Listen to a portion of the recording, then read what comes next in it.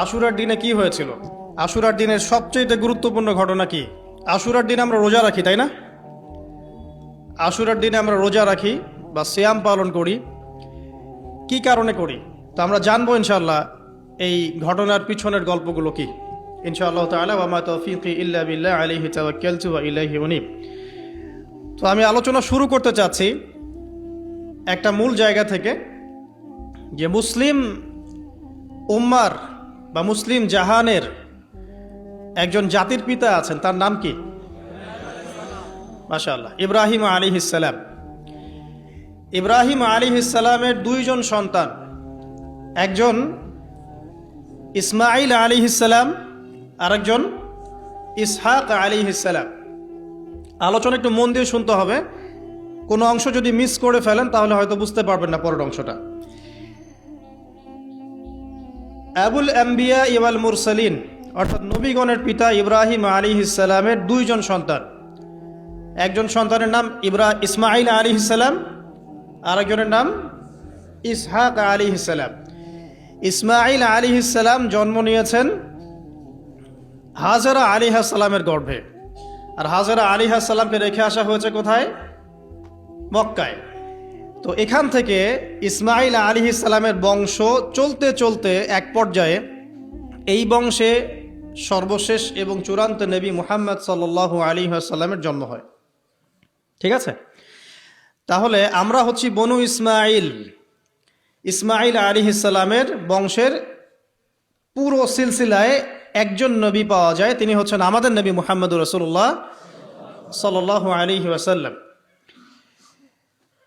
আর আরেকজন সন্তান ইব্রাহিম আলাইহিস সালামের, তার নাম কি? ইসহাক আলাইহিস সালাম। ইসহাক আলাইহিস সালাম জন্মগ্রহণ করেছেন সারা আলাইহিস সালামের গর্ভে। ইসমাঈল আলাইহিস সালামের দ্বিতীয় স্ত্রী, আসলে তিনি প্রথম স্ত্রী ছিলেন, আরেকজন স্ত্রী তো হাজরা আলাইহিস সালাম, তিনি পরবর্তীতে এসেছেন। প্রথমে তিনিই ছিলেন, সারা আলাইহিস সালামই প্রথম স্ত্রী। তো তার গর্ভে জন্ম লাভ করেন ইসহাক আলাইহিস সালাম। তো আমরা বুঝতে পারলাম যে নবীগণের একাধিক স্ত্রী ছিল। পশ্চিমা সভ্যতা আমাদেরকে শিখিয়েছে যে একজন সৎ ব্যক্তির একটাই স্ত্রী থাকতে পারে। একজন চরিত্রবান এবং সৎ ব্যক্তির একজন স্ত্রী থাকতে পারে, যার একাধিক স্ত্রী আছে তার চরিত্র ভালো না। এটা পশ্চিমারা আমাদেরকে শিখিয়েছে। এবং পশ্চিমা গোলক ধাঁধায় যারা নিজেদের দর্শন হারিয়ে ফেলেছে তারাও এই মতাদর্শে বিশ্বাস করে। তবে তারা এটা বিশ্বাস করে যে একজন স্ত্রী থাকলেও একাধিক মেয়ের সাথে শারীরিক সম্পর্ক রাখা ভালো। আর ইসলাম বিশ্বাস করে যে যদি কারোর সাথে শারীরিক সম্পর্ক রাখতেই হয় তাকে স্ত্রীর মর্যাদা দিতে হবে। তো যাই হোক, ইব্রাহিম আলাইহিস সালামের দুইজন স্ত্রী ছিলেন। সারা আলাইহিস সালামের গর্ভে ইসহাক আলাইহিস সালাম জন্ম লাভ করেন, এবং সেটা অনেক দেরিতে, অনেক বয়স হওয়ার পরে, বার্ধক্যে উপনীত হওয়ার পরে। তো ইসহাক আলাইহিস সালামের ছেলের নাম হচ্ছে ইয়াকুব আলাইহিস সালাম। তারা থাকতেন শামে, অর্থাৎ প্যালেস্টাইনে। আর ইসমাঈল আলাইহিস সালাম তারা থাকতেন মক্কায়। দুইটা জায়গা আপনি চিনতে পারছেন, প্যালেস্টাইন আর একটা হচ্ছে মক্কা। মক্কা ইসমাঈল আলাইহিস সালাম, যার সিলসিলায় মুহাম্মদ সাল্লাল্লাহু আলাইহি ওয়াসাল্লাম, আমরা যার উম্মত। আর ওই যে প্যালেস্টাইন, শাম দেশ, সিরিয়া, জর্ডান, লেবানন, প্যালেস্টাইন, এই জায়গাটাকে বলা হয় শাম। এই প্যালেস্টাইনে ইসহাক আলাইহিস সালাম, যিনি সারা আলাইহিস সালামের গর্ভে জন্ম নিয়েছেন। ঠিক আছে? ওকে। এবার ইসহাক আলাইহিস সালামের পরবর্তী জেনারেশন, তার নাম হচ্ছে ইয়াকুব আলাইহিস সালাম। আর ইয়াকুব আলাইহিস সালামের আরেকটা নাম হচ্ছে ইসরাইল। কি নাম? ইসরাইল। এই কারণে ইয়াকুব আলাইহিস সালামের বংশধরদেরকে বলা হয় বনু ইসরাইল। এবার বুঝতে পারছেন বনু ইসরাইল কাদেরকে বলা হয়? আচ্ছা, এখন এই ইয়াকুব আলাইহিস সালামের অনেক সন্তান ছিলেন। সূরা ইউসুফ পড়ে দেখেন, 11-12 জন পুত্র সন্তান ছিলেন, বা 13 জনের কথা এসেছে, আরও থাকতে পারে, আল্লাহু আলাম। এখানে এতটুকু এসেছে। ইউসুফ আলাইহিস সালাম তার একজন সন্তান, ঠিক আছে, যাকে তার ভাইরা কুয়ায় ফেলে দেয়। ঠিক আছে? কুয়ার থেকে ইউসুফ আলাইহিস সালাম চলে গেলেন মিশরের রাজার বাসায়। এটা তো পড়েছেন? আচ্ছা, আমি কিন্তু ডিটেলস বলতে পারবো না খুতবায়, শুধু লাইনগুলো টাচ করছি। কুয়া থেকে চলে গেলেন, ভাইদের ষড়যন্ত্রে কুয়ায় তিনি পড়লেন, তাকদিরের এভাবেই তাকদির লেখা ছিল। তারপরে সেখান থেকে মিশরের রাজার বাসায়, ঠিক আছে, সেখান থেকে সেই যে রাজার স্ত্রী তাকে আহ্বান করলো, তিনি বললেন যে মাআজ আল্লাহ, আমি আল্লাহকে ভয় করি। এরপর সেখান থেকে জেলখানায় বিনা অপরাধে তিনি 12 বছর জেল খাটলেন। আর সেখান থেকে তিনি বের হয়ে আবার যখন আসলেন, তখন মিশরের কি প্রায় খাদ্যমন্ত্রী বলা যায়, মিশরের বড় একটা পলিটিক্যাল পদ আল্লাহ পাক তাকে দিলেন। ঠিক আছে, তাহলে মিশরে কিভাবে বনু ইসরাইল আসলো? ইউসুফ আলাইহিস সালামের মাধ্যমে। ঠিক আছে, ইউসুফ আলাইহিস সালামের মাধ্যমে মিশরে বনু ইসরাইলের আগমন হলো। এর আগ পর্যন্ত বনু ইসরাইল থাকতো ওই যে প্যালেস্টাইনে। এখন ইউসুফ আলাইহিস সালামের শাসনামল যতদিন ছিল ততদিন পর্যন্ত বনু ইসরাইল মিশরে খুব ভালোভাবেই জীবনযাপন করত। কিন্তু যখন তার যুগটা চলে গেল, তখন সেখানে ফেরাউনদের যুগ আসলো। কাদের যুগ?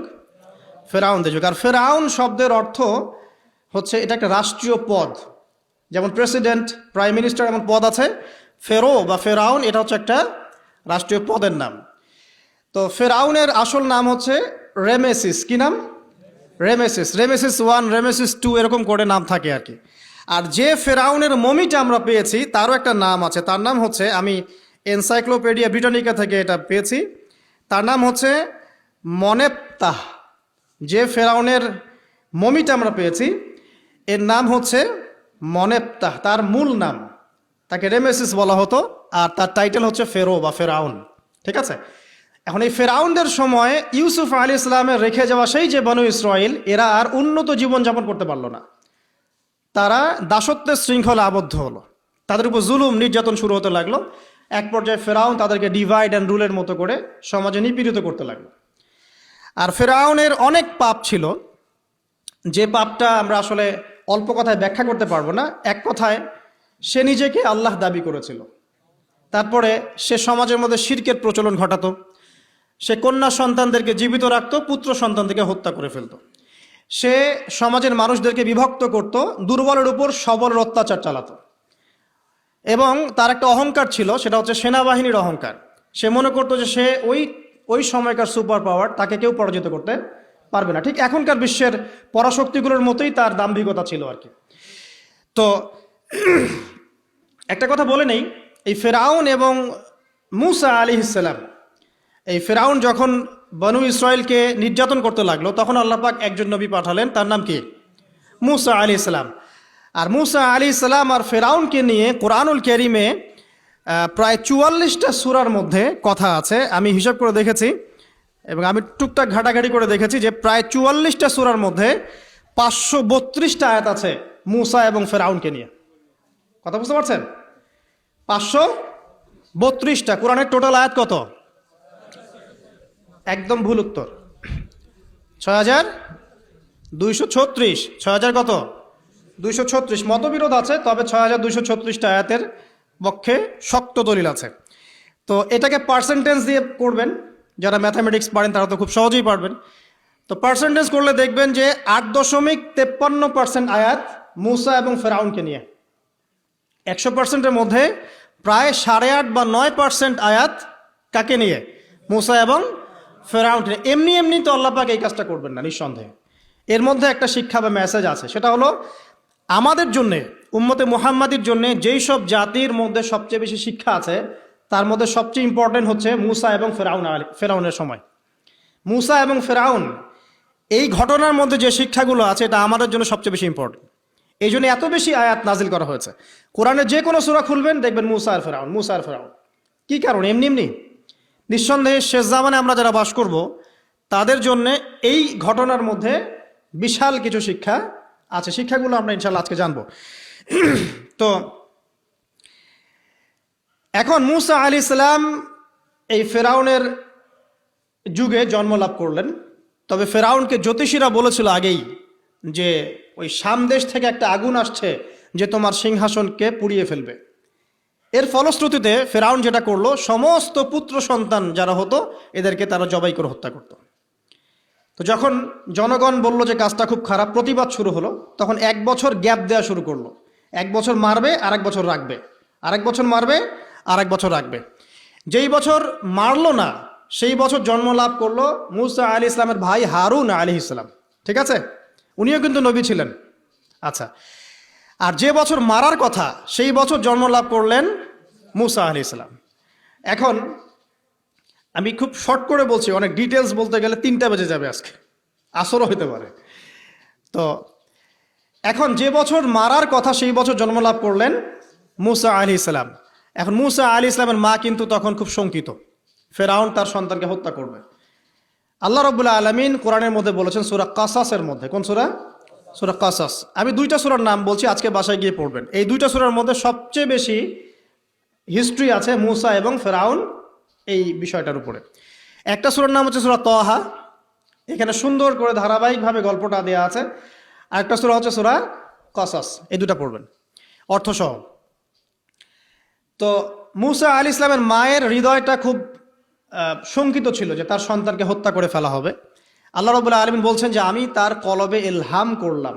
সুবহানাল্লাহ, আল্লাহ পাক তার মায়ের কলবের মধ্যে ইলহাম, মানে কি? ইলহাম হচ্ছে আল্লাহর পক্ষ থেকে প্রত্যাদেশ না, ওহী না, কিন্তু একটা বুঝ বা একটা নূর, একটা তাজাল্লি, একটা বসিরা ঢেলে দেওয়া।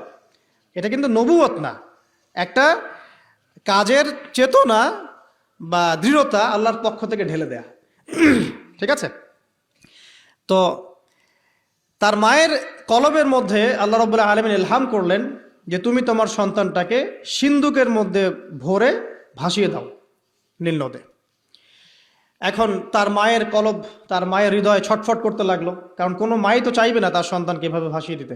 আল্লাহ পাক বলছেন যদি না আমি তার হৃদয়টাকে শক্ত করতাম তাহলে সে বিচলিত হয়ে পড়তো। আল্লাহ পাক তার হৃদয়টাকে শক্ত করলেন, সে বিচলিত হলো না, সন্তানকে ভাসিয়ে দিল। এবার সন্তান ভাসতে ভাসতে ভাসতে কোথায় যাচ্ছে? যেখানে ফেরাউনের স্ত্রী গোসল করছে। কথা কি বুঝতে পারছেন? খুব চমৎকার হিস্ট্রি কিন্তু গল্পটা। এবং গল্প মানে এখানে আসলে গাল গল্প না, এগুলো সত্য ঘটনা। এক একটা বর্ণ তেমন সত্য যেমন সূর্য পূর্ব দিক থেকে ওঠে এবং পশ্চিমে ডোবে, এটা যেমন সত্য, এর এক একটা বর্ণ সত্য, এগুলো কোনো গাল গল্প নয়। এবার ফেরাউনের স্ত্রী আসিয়া সেই সিন্দুক পেয়েছে। মুসা আলী ইসলামকে আল্লাহ পাক বলছেন যে আমি মুসা আলী ইসলামের চেহারার মধ্যে মোহাব্বত বা ভালোবাসা ঢেলে দিয়েছিলাম। তার চেহারা যেই দেখতো তাকে ভালোবাসত, বুঝছেন? ভালোবাসা ঢেলে দিয়েছেন। এবার ফেরাউনের স্ত্রী আসিয়া, এখানে আসিয়া নন, অন্য একজন স্ত্রী হয়তো, তিনি বলছেন যে ফেরাউনকে বলছে যে একে আমরা আমাদের কাছে রেখে দিই, হয়তোবা সে আমাদের উপকারে আসবে, অথবা তাকে আমরা সন্তান হিসেবে গ্রহণ করতে পারি। লা তাকতুলুহ, তাকে হত্যা করো না। আসা আন ইয়ানফা'না আও নাত্তাখিযাহু ওয়ালাদা, এরকম করে আল্লাহ পাক বলেছেন কোরআনে। তো ফেরাউন তার স্ত্রী কথা শুনলো এবং তাকে না হত্যা করে রেখে দিল। আর আল্লাহ রাব্বুল আলামিনের কি কৌশল! ওয়া মাকারুল্লাহ, যেই মূসাকে হত্যা করার জন্য বছরের পর বছর হাজার হাজার শিশুকে হত্যা করা হয়েছে, সংখ্যাটা লাখ লাখও হতে পারে, সেই মূসা আলাইহিস সালামকে আল্লাহ পাক ফেরাউনের ঘরেই লালন পালন করতে লাগলেন।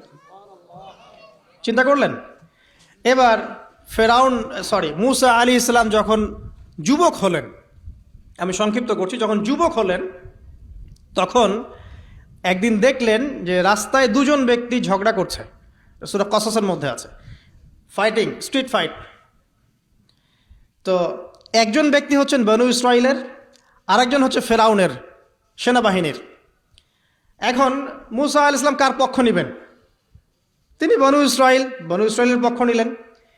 তিনি গিয়ে তাকে বাঁচানোর চেষ্টা করলেন এবং শুধু একটা ঘুষি দিয়েছেন, ফাওয়াকাযাহু, একটা ঘুষি, ফাকাদা আলাইহি, এবং এই একটা ঘুষিতেই সেই ব্যক্তি ডেড। এটা কোরআনে আছে, সূরা কসসে। তার মানে কোরআন দলিল দিচ্ছে যে মানুষের বডিতে এমন এমন পার্টস আছে, এমন এমন জায়গা আছে যেখানে একটা ঘুষি মারলেও মানুষ মারা যেতে পারে। কি বুঝলেন? যারা মার্শাল আর্ট শিখেছেন বা শিখছেন তারা এটা আরও ভালো বুঝবেন। মানুষের এই বডিতে এমন অনেকগুলো জায়গা আছে, 7টা বা 8টা বা 10টার মতো, যেখানে একটা ঘুষি দিলেও মানুষ মরতে পারে। সো ভালো কিছু শিখলে, ঠিক আছে? টিকটক প্রজন্ম না হয়ে আর এই মোবাইলে লুডু না খেলে ভালো কিছু শেখেন, ইনশাআল্লাহ কাজে দিবে। আত্মরক্ষা শেখা খারাপ? আচ্ছা, তো তবে দাড়ি টুপি নিয়ে শিখতে যান না, সমস্যায় পড়তে পারেন। তো এখন একটা ঘুষিতে সে ব্যক্তি মারা গেল। তারপরের দিন আবার দেখা গেল যে ওই ব্যক্তি যাকে তিনি বাঁচিয়েছেন সেই ব্যক্তি আর আরেকজন সেনাবাহিনীর সদস্য আবার মারামারি করছে। এবার মূসা আলাইহিস সালাম বললেন যে তুমি তো একটা বোকা মানুষ। এবার সে আবার চড়াও হতে শুরু করলো মূসা আলাইহিস সালাম, কিন্তু এবার একজন ব্যক্তি এসে তাকে বললেন যে গতকাল তুমি কিন্তু একজনকে হত্যা করেছো এক ঘুষিতে, আজকে আবার তুমি এই কাজ করতে যাচ্ছ, তুমি তো এখানে স্বৈরাচারের মতো আচরণ করছো। মূসা আলাইহিস সালাম তখন আল্লাহর কাছে ক্ষমা চাইলেন, আল্লাহর কাছে ক্ষমা চাইলেন, বললেন ইন্নাহু হাযা মিন আমালিশ শাইতান, এটা তো শয়তানের মতো কাজ, শয়তানের কাজ হয়ে গেল। রব্বিক ফিরলি, আল্লাহ আমাকে মাফ করে দিন। ফাগফার আল্লাহ, আল্লাহ পাক বলছেন আমি তাকে মাফ করে দিলাম। তিনি তো ইচ্ছাকৃতভাবে করেন নাই, করেছেন আনইনটেনশনালি, এটা হয়ে গেছে। কিন্তু এখন ফেরাউন মূসা আলাইহিস সালামকে ধাওয়া করতে শুরু করলো, কারণ ফেরাউনের দৃষ্টিতে মূসা আলাইহিস সালাম একটা মার্ডার করেছেন তার দৃষ্টিতে, কিন্তু মূসা আলাইহিস সালাম তো আর এটা করেন নাই, ইচ্ছা করে এটা হয়নি, অ্যাক্সিডেন্টলি হয়ে গেছে। এখন মূসা আলাইহিস সালামকে এক ব্যক্তি এসে বলল তুমি এখান থেকে তাড়াতাড়ি পালাও, এই মিশরে থাকলে ফেরাউন তোমাকে ধরে এখন শাস্তি দিবে। এখন মূসা আলাইহিস সালাম বাধ্য হয়ে মিশর থেকে চলে যাচ্ছেন কোথায়? মাদিয়ান। কোন জায়গা? মাদিয়ান। এটাও আরবের মধ্যে একটা জায়গা, যেই জায়গার নবী হচ্ছেন শুআইব আলাইহিস সালাম। কি নাম? আচ্ছা, এবার শুআইব আলাইহিস সালামের সেই কওমে মূসা আলাইহিস সালাম গেলেন, না খাবার আছে, না পানি, না কাপড়, কিছুই নাই, একদম রিক্তহস্ত। সেখানে গিয়ে তিনি দেখলেন যে এমনই একটা জলাশয়, হয়তোবা আল্লাহ ভালো জানেন, সেই জলাশয়ের কাছে কিছু মানুষ পানি পান করাচ্ছে গবাদি পশুদেরকে। আমি কি বুঝাতে পারছি? আচ্ছা, তো দূরে দুজন মেয়ে দাঁড়িয়ে আছে, এই দুজন মেয়ে অনেকক্ষণ থেকে দাঁড়িয়ে আছে, তারা পানি পান করাতে পারছে না। মূসা আলাইহিস সালাম অনেকক্ষণ থেকে অবজার্ভ করছেন যে মেয়ে দুটো পানি পান করাতে পারছে না গবাদি পশুদেরকে। তিনি প্রথমে একটু অস্বস্তি বোধ করলেন, তারপরে আবার গেলেন তাদের কাছে, গিয়ে বললেন কি সমস্যা। তখন সেই মেয়েরা বলল যতক্ষণ পর্যন্ত আমার কওমের লোকেরা এখান থেকে সরে যায় না ততক্ষণ আমরা পানি পান করাতে পারি না, কারণ আমরা দুর্বল, মেয়ে মানুষকে টাইম দিচ্ছে না আর কি। আর এদিকে আমাদের বাবা অত্যন্ত বৃদ্ধ মানুষ, বাসায় পড়ে আছেন একা। তখন মূসা আলাইহিস সালাম যুবক ছিলেন এবং তিনি কিন্তু শক্তিশালী ছিলেন, কওয়িউন আমিন, বিশ্বস্ত এবং শক্তিশালী। ওই যে এক ঘুষিতে মানুষ মারা মানুষ, কি মনে করছেন? তো তিনি এবার ওই গবাদি পশুদেরকে নিয়ে এসে পানি পান করালেন। পানি পান করিয়ে তিনি একটা গাছের ছায়ায় গিয়ে বসলেন। এই প্রত্যেকটা কথা কিন্তু কোরআনে আছে, প্রতিটা কথাই। সূরা কসস পড়েন, সূরা তাহা পড়েন। গাছের ছায়ায় বসে তিনি একটা দোয়া করছেন, এবার হাত উঁচু করে দোয়া করছেন, রব্বি, হে আমার প্রতিপালক, ইন্নী লিমা আনজালতা ইলাইয়া মিন খায়রিন ফাকির, হে আল্লাহ, আপনি আমার প্রতি যে রহমত বা যে করুণা বর্ষণ করবেন এর জন্য আমি ফকির হয়ে বসে আছি। দোয়ার ভাষাটা শুনছেন? আল্লাহ, আপনি আমার প্রতি যে করুণা বর্ষণ করবেন আমি এর জন্য ফকির হয়ে বসে আছি। তো প্রত্যেকটা নেক কাজ করার পরে এরকম দোয়া করা সুন্নত, দোয়া কবুল হয়ে যাবে ইনশাআল্লাহ। দোয়া সাথে সাথে কবুল হয়ে গেল। এখন ওই দুইজন মেয়ের মধ্যে একজন মেয়ে হেঁটে হেঁটে আসছে, ওই মেয়ে কিভাবে হেঁটে এসেছে সেটাও কোরআন বলেছে, কিভাবে হেঁটে এসেছে সেটাও কোরআনে বলেছে সূরা কসসের মধ্যে। সূরা কসসে আল্লাহ পাক বলছেন ওই দুইজন মেয়ের মধ্যে একজন হেঁটে হেঁটে আসলো লাজুক পায়ে। কেমন পায়ে? লাজুক পায়ে। যেই চলাফেরা আপনি এখনকার মেয়েদের মধ্যে দেখতে পারবেন না। এখনকার মেয়েদের হাঁটার মধ্যে লজ্জা আছে, লজ্জাশীলতার সাথে লাজুক ভঙ্গিতে সেই মেয়ে হেঁটে হেঁটে আসলো। আল্লাহ পাক সেই কথাটাও কোরআনে বলেছেন। এখনকার যে পশ্চিমা সংস্কৃতির অনুকরণ করে যে মেয়েরা, এদের মধ্যে আপনি এই ভাবটা পাবেন। তাদের হাঁটা দেখলে আপনি মনে হবে লজ্জা আছে ভিতরে কোনো। এই বিষয়টা নিয়ে খুব ভাবছিলাম। দেখেন সূরা আরাফের মধ্যে আল্লাহ পাক বলেছেন যে শয়তান তোমাদের পিতা এবং মাতাকে জান্নাত থেকে বের করে দিয়েছে, তোমরা শয়তান সম্পর্কে সতর্ক থেকো। যখন জান্নাত থেকে বের হয়ে যাবেন তার আগে যখন তারা ওই যে গাছের কাছে গিয়েছেন, সর্বপ্রথম যে ঘটনা ঘটেছে সেটা হলো গায়ের কাপড় খুলে গেছে। আমি কথা বুঝতে পারছেন না? ওই ফলের কাছে যাওয়ার পর সর্বপ্রথম যে ঘটনা ঘটেছে জান্নাতে, নিজেদের গায়ের কাপড় খুলে গিয়েছিল। এরপরে গাছের ছাল এবং গাছের যে বড় বড় পাতা জান্নাতের, এগুলো দিয়ে তারা লজ্জাস্থান ঢাকা শুরু করেছিলেন। এটাও কোরআনে আছে। এখন আল্লাহ পাক যখন নামিয়ে দিচ্ছেন দুনিয়াতে, আদম সন্তানদেরকে আল্লাহ পাক বলছেন যে তোমরা শয়তান সম্পর্কে সতর্ক থেকো, শয়তান কিন্তু তোমাদের পিতা মাতার কাপড় খুলে নিয়েছিল। কথা বুঝতে পারছেন? এখন খেয়াল করে দেখেন যে কাপড় খুলে নেওয়া দরকার হচ্ছে না, মানুষ অটোমেটিক কাপড় খুলে দিচ্ছে। কথা কি বুঝতে পারছেন? মনে করে একটা এক্সাম্পল দিই, আল্লাহ না করুক, ধর এই মাঠের মধ্যে 1 লক্ষ মানুষকে জড়ো করে এই মাঝখানে শহীদ মিনারের কাছে যদি আপনাকে কেউ জোর করে 10 জন মানুষ ধরে কাপড় খুলতে চায়, আপনার কেমন লাগবে? চিন্তা করেন। পুরুষ হিসেবে চিন্তা করেন, মহিলা কথা বাদ দেন। আপনি তো পুরুষ, আমাদের কি ভালো লাগবে? আমাদেরকে যদি বলে যে মেরে ফেলবো অথবা কাপড় খুলতে হবে, কোনটা নিবা? আপনি বলবেন হয়তো মারে ফেল, তাও ভালো, তাই না? তাহলে ওই মানুষদের কথা চিন্তা করেন যারা ইচ্ছায় স্বেচ্ছায় লক্ষ লক্ষ মানুষের সামনে কাপড় খুলে ফেলছে। কেউ বাধ্য করছে না, কোনোভাবেই কেউ বাধ্য করছে না, নিজের ইচ্ছায় পুরুষ না নারী কাপড় খুলে ফেলছে। মিউজিক ইন্ডাস্ট্রি বলেন, ফিল্ম ইন্ডাস্ট্রি বলেন, এই যে এখনকার যে শোজগুলো বলেন, হাওয়ায় তো মারতেছে দেশ এখন, তাই না? তো এই যে বিষয়গুলো দেখছেন, গেট আপ, ড্রেস কোড, মানুষ কি এটাকে জোর করে খুলে নিয়েছে গা থেকে? ইচ্ছা করে খুলে দিয়েছে। তাহলে এদের অবস্থান চিন্তা করেন যে এদেরকে কার সাথে তুলনা করবেন আপনি এখন? যদি বলেন পশুর সাথে, আমি বলবো তুলনা ঠিক হয়নি, কারণ কোনো পশুও নগ্ন চলে না। চলে? কোনো পশু নগ্ন চলে না। তুলনা একটা জাতির সাথে করতে পারেন। ওই যে ব্রাজিলের আমাজন জঙ্গল আছে, ওখানে দেখবেন কিছু কবিলা আছে যারা সমাজ থেকে টোটালি ডিটাচড, জানে না কাপড় কেমন করে পরতে হয়, সভ্যতা কি, সংস্কৃতি কি, ন্যায় কোনটা অন্যায় কোনটা। ওদের গেট আপগুলো দেখবেন, এদের গেট আপগুলো দেখবেন সেম। তাহলে এদের আদর্শ কোথায়? আল্লাহ পাক সূরা আরাফে বলছেন, শয়তান থেকে সতর্ক থেকো, তোমাদের পিতামাতার কিন্তু তারা কাপড় খুলে ফেলেছিল শয়তান, তোমাদের কাপড় যেন শয়তান খুলতে না পারে, আল্লাহ পাক সতর্ক করেছেন। আর এখন আপনি খেয়াল করে দেখবেন, জোর করে না, স্বেচ্ছায় মানুষ কাপড় খুলে ফেলছে, এবং তারা পুরুষ না, নারী। তো যে জায়গায় আসছিলাম, ওই মেয়ের হেঁটে আসাটা আল্লাহ রাব্বুল আলামিন ব্যাখ্যা করেছেন। সেই মেয়ে, দুইজন মেয়ের একজন মেয়ে হেঁটে হেঁটে আসছে মূসা আলাইহিস সালামের কাছে লাজুক ভঙ্গিতে, লজ্জায় মুখ নত করে, লজ্জাশীলতার সাথে এসে বলছেন যে আমার বাবা আপনাকে ডাকছে। তার বাবাকে? শুআয়ব আলাইহিস সালাম, আমার বাবা আপনাকে ডাকছে। এবার তিনি গেলেন শুআয়ব আলাইহিস সালামের কাছে, গিয়ে তার কিসসা বা কাহিনীটা বললেন। শুআয়ব আলাইহিস সালামও কিন্তু একজন নবী এবং জবরদস্ত নবী। বলে রাখি, শুআয়ব আলাইহিস সালামের কওম সর্বপ্রথম সেই কওম ধ্বংস করা হয়েছিল। সর্বপ্রথম পৃথিবীতে ভূমিকম্প দিয়ে যে কওমকে ধ্বংস করে দেওয়া হয়েছে সেটা হচ্ছে শুআয়ব আলাইহিস সালামের কওম। আর তিনটা বড় বড় ভূমিকম্প আমাদের সামনে অপেক্ষাও করছে শেষ জামানায়। তিনটা হবেই, একটা পৃথিবীর পশ্চিম দিকে, একটা পৃথিবীর পূর্ব দিকে। আর পূর্ব দিক বলতে কিন্তু আমাদের দিক, Indonesia, Malaysia, Bangladesh, Pakistan, Sri Lanka, India, এই পুরো জায়গা হচ্ছে পূর্ব দিক। আর পশ্চিমা সভ্যতা তো বোঝেন, পশ্চিম কোন দিকে। আর একটা হবে পৃথিবীর মাঝখানে। মাঝখান কোনটা? এই যে জাজিরাতুল আরব, এখানে একটা হবে। এটা হবেই, কোনো বিজ্ঞানী ঠেকাতে পারবে না। তো শুআয়ব আলাইহিস সালামের কওম সেই কওম যাকে ভূমিকম্প দিয়ে ধ্বংস করা হয়েছিল।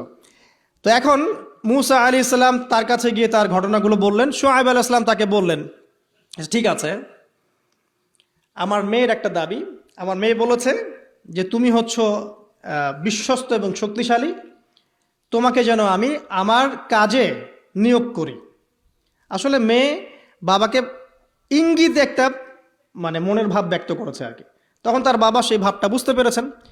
তিনি বলেছেন, ঠিক আছে, আমি আমার এই মেয়ের সাথে তোমাকে বিয়ে দিব। শর্ত কি? শর্ত হচ্ছে তোমাকে 8 বছর আমার এখানে কাজ করতে হবে। 8 বছর, কত বছর? 8 বছর কাজ করার বিনিময়ে আমি তোমাকে আমার মেয়ের সাথে বিয়ে দিচ্ছি। আর যদি তুমি চাও তাহলে 10 বছর পূর্ণ করতে পারো। ঠিক আছে?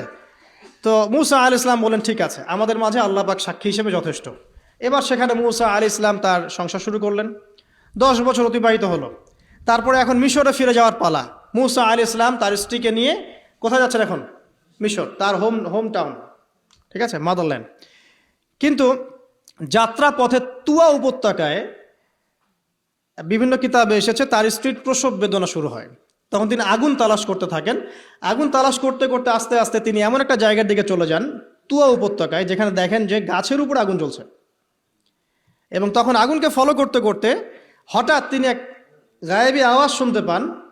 আওয়াজটা হচ্ছে এমন, আমি একটু পড়ে শোনাই। আওয়াজটা হচ্ছে এমন যে, ইন্নী আনা রব্বুক ফাখলা'না আলাইক ইন্নাকা বিল ওয়াদিল মুকদ্দাসি তুয়া।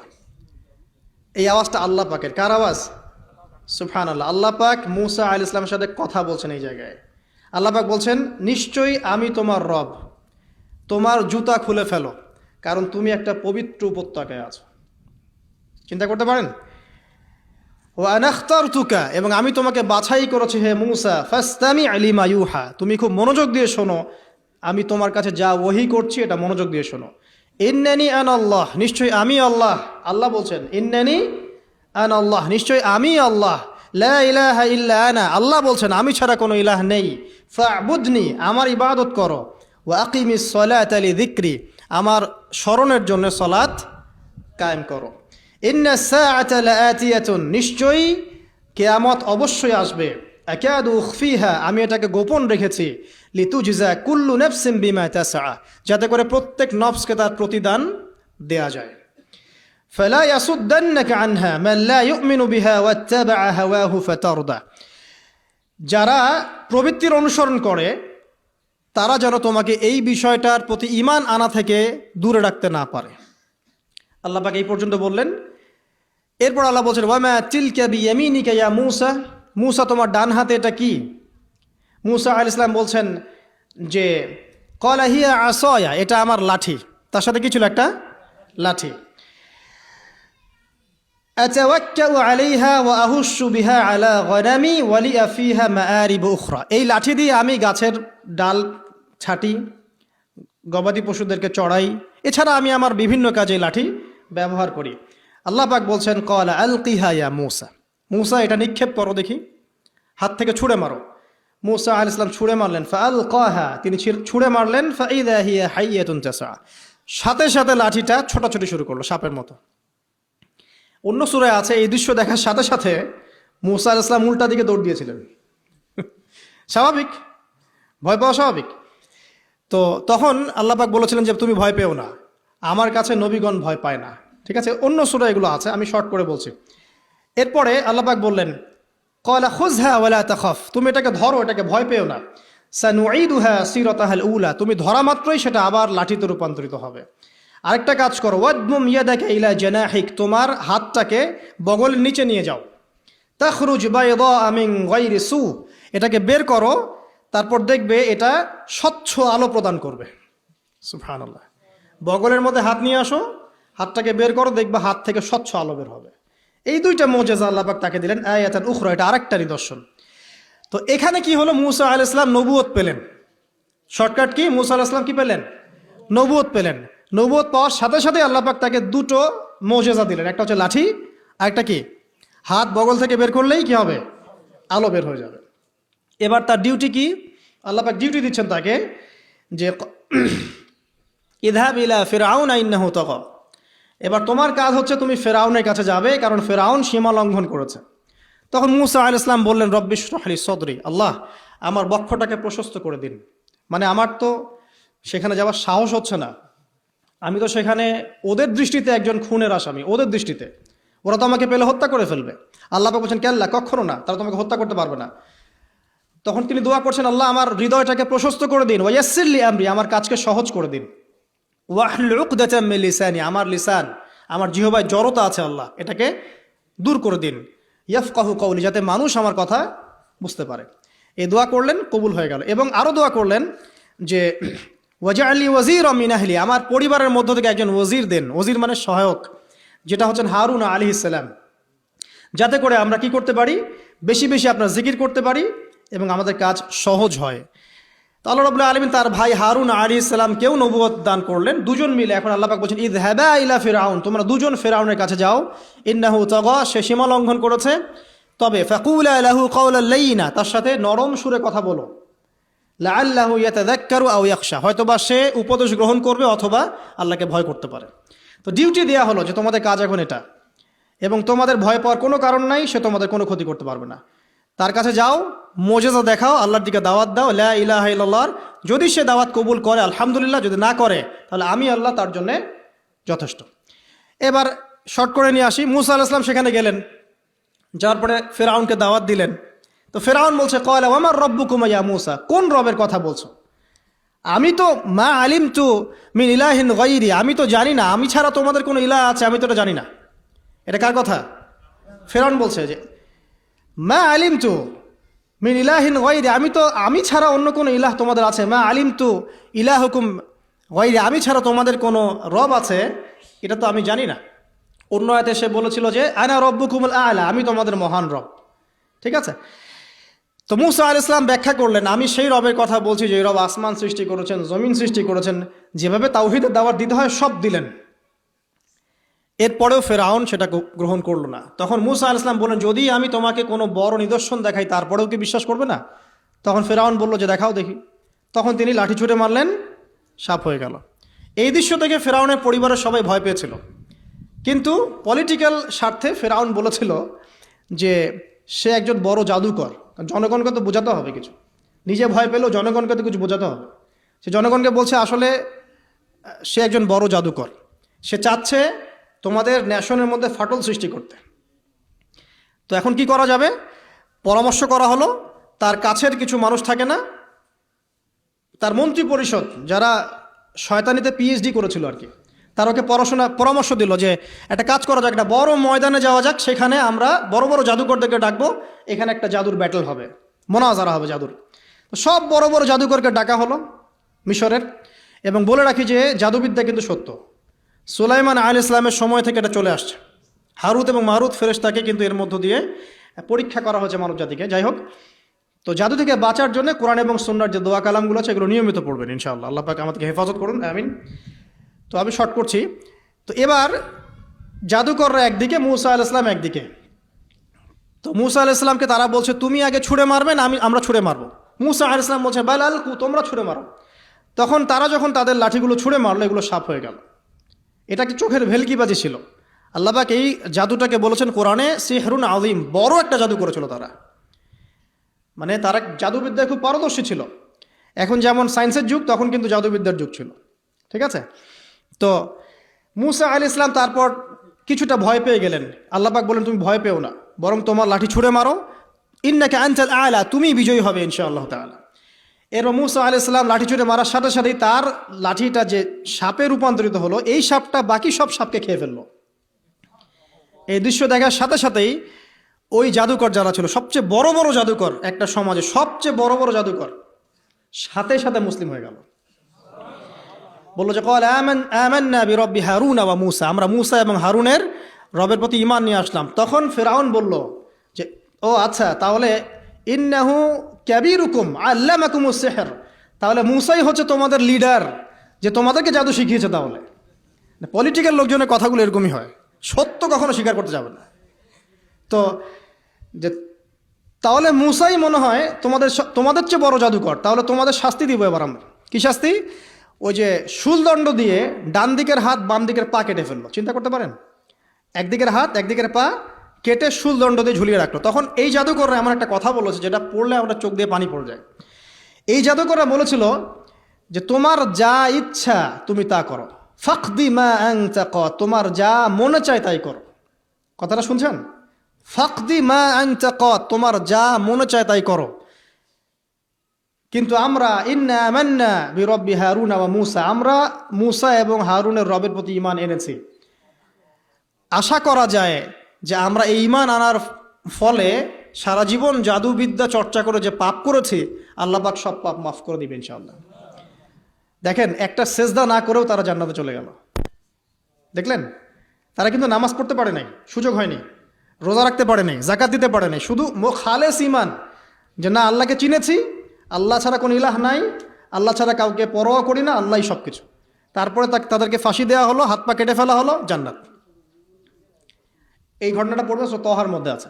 যাই হোক, এখন এভাবে যখন মূসা আলাইহিস সালামকে পরাজিত করতে পারলো না, মূসা আলাইহিস সালাম তাদেরকে সময় দিলেন, তওবা করে ফিরে আসো, আল্লাহ পাক মাফ করে দিবেন। কিন্তু ফেরাউন এবং তার দলবল এগুলো সহ্য করলো না, বরং ফেরাউন টিটকারি করছিল, এই হামান তুমি আছো? হামান বলছে হ্যাঁ আছি। আমার জন্য একটা বড় প্রাসাদ নির্মাণ করো, ইট পোড়াও, আমার জন্য উঁচু প্রাসাদ তৈরি করো, যাতে আমি উকি মেরে দেখতে পারি মূসার রব কোথায় আছে। কথা বুঝতে পারছেন?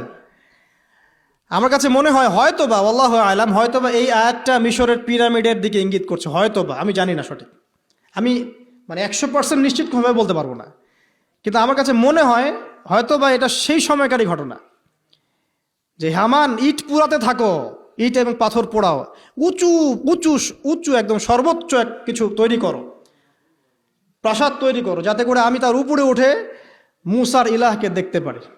এটা কার কথা ছিল? ফেরাউনের। এটা করাও হয়েছে। এরপরে 9টা আযাব আল্লাহ পাক দিয়েছেন। কয়টা? 9টা। একবার সতর্ক করা হয়, যদি না শোনে আল্লাহ পাক আযাব দিলেন রক্তের, সমস্ত পানি রক্ত হয়ে গেল। এবার ফেরাউন এবং তার লোকজন এসে বলে আমরা তওবা করব, মুসা তুমি দোয়া করো আল্লাহর কাছে, আল্লাহ যেন সরিয়ে দেয়। মুসা আলাইহিস সালাম দোয়া করেন, আযাব সরে যায়, তারা আবার নাফরমানি শুরু করে। কথা বুঝতে পারছেন? তারপরে আযাব আসলো ব্যাঙের, সবখানে ব্যাঙ দিয়ে ভর্তি। তারপরে আবার তওবা করার প্রত্যয় ব্যক্ত করলো, তওবা করলো না, আবার আযাব। এরপরে আযাব উকুনের, কিসের? উকুন। এভাবে একটা একটা করে আসতে থাকলো। এবার প্লেগ, তারপর ফড়িং। প্লেগ এমনভাবে এসেছিল যে একদিনেই 70,000 মানুষ মারা গেছে। এভাবে 9টা আযাব আল্লাহ পাক দিলেন, কিন্তু ফেরাউন কিছুতেই ঈমান আনলো না। এবার সবশেষ পালা। সর্বশেষে মুসা আলাইহিস সালাম বললেন যে বনু ইসরাইলকে আমার সাথে যেতে দিবা কিনা সেটা বল। তো এখন যেহেতু অনেক মানুষ মারা যাচ্ছে প্লেগে, সবশেষে গিয়ে মুসা আলাইহিস সালামের কাছে ফেরাউন এবং তার এই যে হামান, কারুন, যারা যারা ছিল, এরা নমনীয় হলো এবং বলল ঠিক আছে, তোমরা বনু ইসরাইলকে নিয়ে এখান থেকে বের হয়ে যাও, মিশরে আমরা আর কোনো আপদ চাই না, তোমরা চলে যাও এখান থেকে।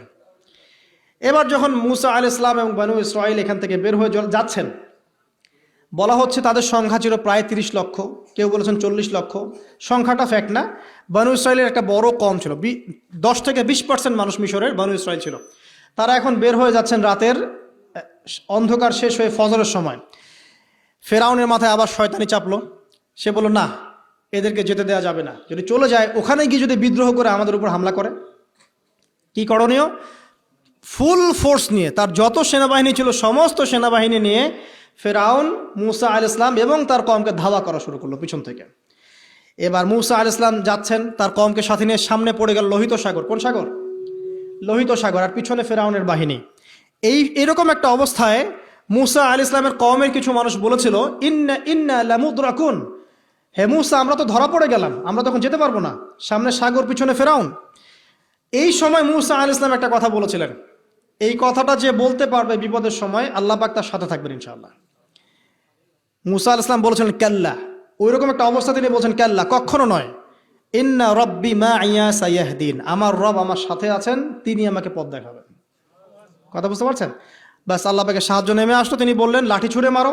লাঠি ছুঁড়ে মারার সাথে সাথেই একটা দুইটা না 12টা রাস্তা হয়ে গেল, পানি ভেদ করে, সাগর ভেদ করে। আর এই 12টা রাস্তা দিয়ে, এটা কোনো গাল গল্প নয়, 12টা রাস্তা দিয়ে বনু ইসরাইলের 12টা দল চলে গেল, পার হয়ে গেল। আর ফেরাউন এটা অবাক হয়ে দেখছে। এক পর্যায়ে সেও সিদ্ধান্ত নিল যে আমিও আমার ফোর্স নিয়ে ধাওয়া করব।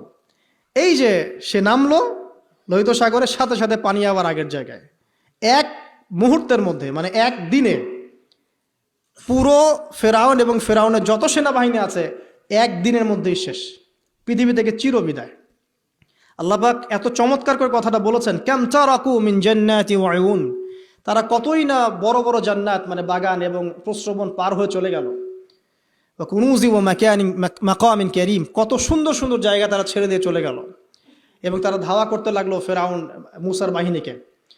যখন তারা ডুবে গেল, ফামা বাকাত আলাইহিমুস সামাউ ওয়াল আরদ, তাদের জন্য আসমান এবং জমিনের কোনো সৃষ্টি এক ফোঁটা চোখের পানিও ফেলে নাই। এটা আপনি সূরা দুখানের মধ্যে পাবেন, আরো বিস্তারিত আছে। তো এই যে ঘটনাটা ঘটেছে, এই ঘটনাটা ঘটেছে মুহররম মাসের 10 তারিখে। কয় তারিখে? এই হচ্ছে সেই ঘটনা যার স্মরণে আমরা মুহররম মাসের 10 তারিখে সওম রাখি। কথা কি বুঝতে পারছেন? এটাই সেই ঘটনা, যেই ঘটনার ফলশ্রুতিতে এটাকে স্মরণীয় করে রাখতে আল্লাহ পাক কিয়ামত পর্যন্ত এই আশুরার সওমটাকে রেখে দিয়েছেন। এটা ইহুদিরাও রেখেছে, ইসলাম আসার পূর্বে, মানে নবী সাল্লাল্লাহু আলাইহি ওয়াসাল্লামের শরীয়ত আসার পূর্বেও আগের জাতিরাও এটাকে রেখেছিল। নবী সাল্লাল্লাহু আলাইহি ওয়াসাল্লাম এই সওমটাকে রেখেছেন, মুহররম মাসের এই 10 তারিখের সওমটা। এবং তিনি বলেছেন যে আমি আশা করি এই সওম রাখার ফলে 1 বছরের গুনাহ আল্লাহ পাক মাফ করে দিবেন। এবং একজন সাহাবী এসে জিজ্ঞাসা করছিলেন যে কোন মাসের রোজা রমাজান মাসের পরে সর্বোত্তম। নবী সাল্লাল্লাহু আলাইহি ওয়াসাল্লাম বলছেন রমাজান মাসের পর সর্বোত্তম সওম হচ্ছে মুহররম মাসের সওম।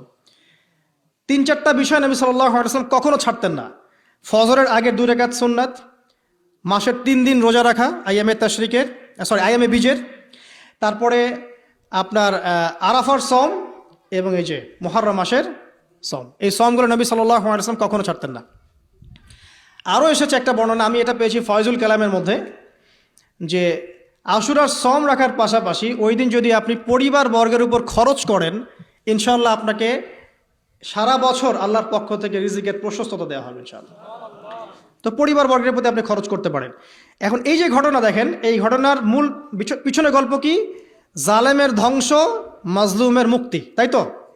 জালেমের ধ্বংস, মাজলুমের মুক্তি, এটাকে স্মরণীয় করে রাখার জন্যে আল্লাহ রাব্বুল আলামিন এই আশুরার সওমটাকে রেখেছেন। নবী সাল্লাল্লাহু আলাইহি ওয়াসাল্লাম বলেছেন যে ইহুদিরা একদিন রাখে, 10 তারিখে সওম রাখে।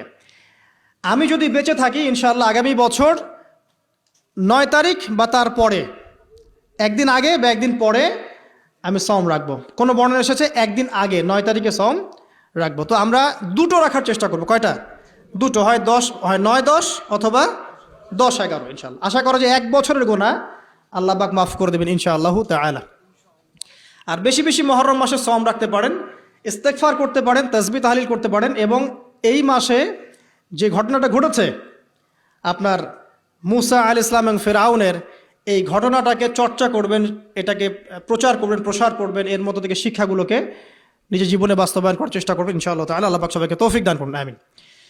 শেষ করার আগে আমি এই কনক্লুসিভ জায়গাটাতে যাচ্ছি। দেখেন, তারা চোখের সামনে দেখলো যে ফেরাউন ডুবে মরল, তারা পার হয়ে গেল। ঠিক পার হয়ে যাওয়ার পরেই অল্প কয়েকদিনের ব্যবধানেই তারা বাছুর পূজা শুরু করেছিল। কি পূজা?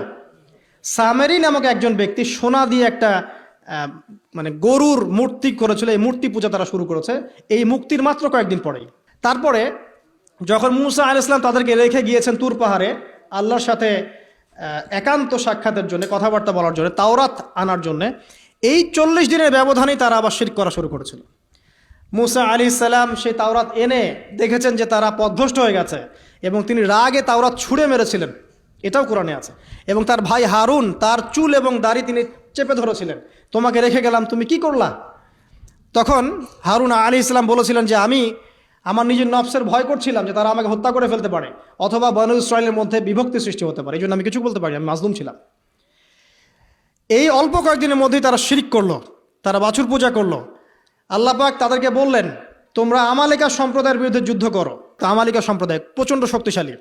তখন এই বনু ইসরাইল বলেছিল যে হে মুসা, ইযহাব আনতা ফাযহাব আনতা ওয়া রাব্বুকা ফাকাতিলা, হে মুসা তুমি যাও আর তোমার রব যাও গিয়ে যুদ্ধ করো, ওয়া ইন্না হাহুনা কাঈদুন, আমরা এখানে বসে থাকবো।